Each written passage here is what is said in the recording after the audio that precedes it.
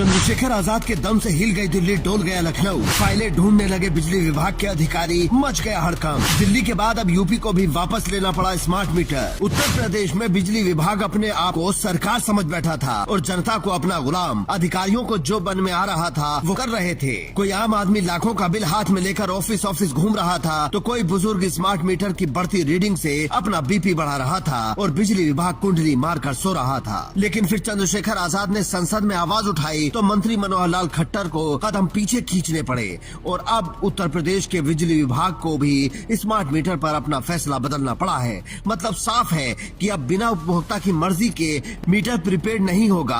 अब ये प्रीपेड और पोस्टपेड का क्या सिस्टम है वो आगे समझाएंगे, लेकिन पहले ये समझना जरूरी है कि कैसे विभाग को अपने फैसले से पीछे हटना पड़ा है। दरअसल 27 मार्च 2026 को चंद्रशेखर आजाद ने ट्वीट कर योगी सरकार को घेरा और स्मार्ट मीटर पर दबाव बनाया, लेकिन ना तो सरकार ने बात सुनी और ना ही विभाग के कान पर जू रेंगी। इसके बाद चंद्रशेखर आजाद ने 2 अप्रैल 2026 को संसद में केंद्रीय मंत्री मनोहर लाल खट्टर से सीधा सवाल पूछ लिया और वहीं से ये बात साफ हुई कि स्मार्ट मीटर को प्रीपेड करना कोई जरूरी नहीं है, लेकिन विभाग इसे अब तक जरूरी बताकर हर उपभोक्ता को परेशान कर रहा था। अध्यक्ष जी, प्राइवेट कंपनियां कहती हैं पहले इस्तेमाल करो फिर विश्वास करो, और हमारी भाजपा के नेतृत्व वाली एनडीए सरकार भी पहले स्मार्ट मीटर के नाम पर उपभोक्ताओं से कह रही है पहले भुगतान दो फिर बिजली लो।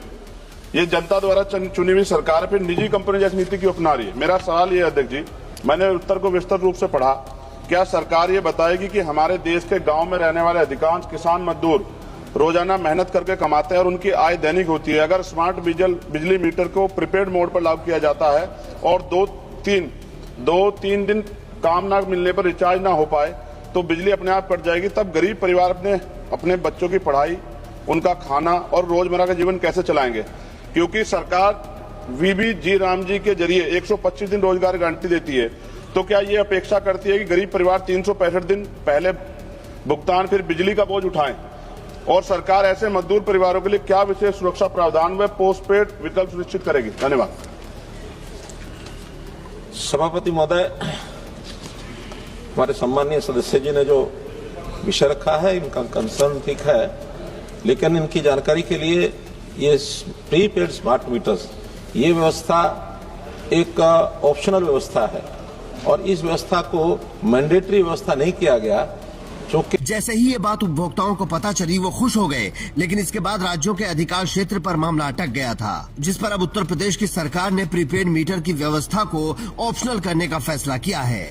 लेकिन इसमें एक बड़ा पेच है, क्योंकि यूपी में करीब 70 लाख उपभोक्ताओं का पहले से ही मीटर प्रीपेड